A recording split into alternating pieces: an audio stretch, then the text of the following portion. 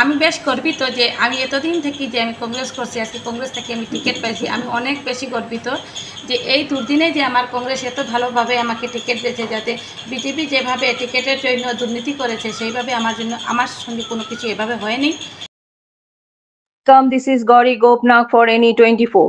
As the upcoming Panchayat elections in the state approach, both independent and party-backed candidates have taken to the field to influence voters in their respective constituencies.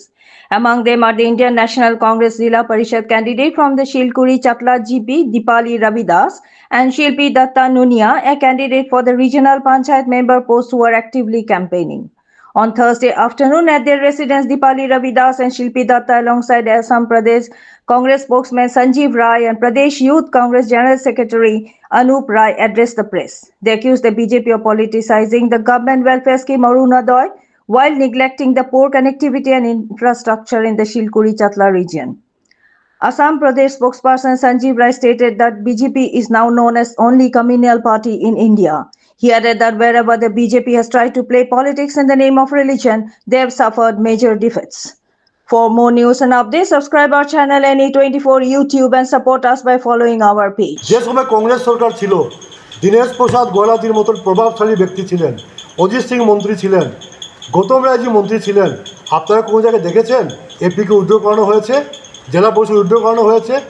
কারণ আমরা গণতন্ত্রে বিশ্বাসী। আমরা নির্বাচন হেরে যাব, কিন্তু গণতন্ত্রকে হত্যা করব না। আজকে বিজেপি দল গণতন্ত্র হত্যা করে অনেক কিছু উইথড্র করিয়েছে, তবে আমরা হিসাব রাখছি আগামী 26-এ আমাদের সরকার আসছে, এই যে এবার যে কাণ্ডগুলো হয়েছে এই হিসাব আমরা নেব। আমরা আপনাদের মাধ্যমে আহ্বান করছি যে বিভিন্ন জায়গাতে, আজকে আমি লাইভের মাধ্যমে একটা আহ্বান করেছি ডিসি মহোদয়কে।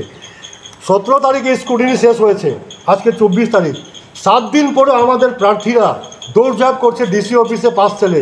ওরা পাস পাচ্ছে না, ওরা নিজের আই কার্ড পাচ্ছে না, ওরা মিটিংয়ের পারমিশন পাচ্ছে না, মাইকের পারমিশন পাচ্ছে না। আজকে আশ্চর্য হলাম, আজকে বলা হয়েছে আমাদের ক্যান্ডিডেটকে যে অটো ভ্যান পারমিশন দেওয়া হবে না, শুভ দেওয়া হবে না। আমাদের কাছে প্রুফ আছে, বিজেপির ক্যান্ডিডেটরা ভ্যান নিয়ে শুভ নিয়ে প্রচার করছে। আমরা কালকে লিখিতভাবে জেলা অধিপতি অর্থাৎ রিটার্নিং অফিসারকে আমরা অভিযোগ জানাবো।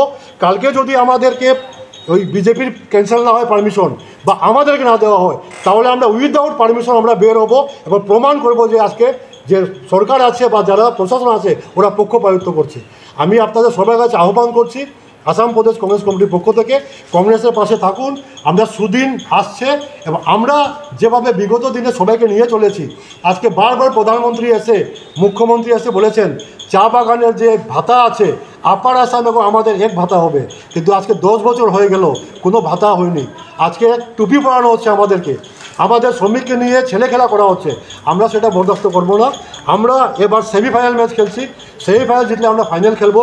আর যদি আগামী 26-এ আসামে কংগ্রেস না আসে, আসাম ধ্বংস হবে।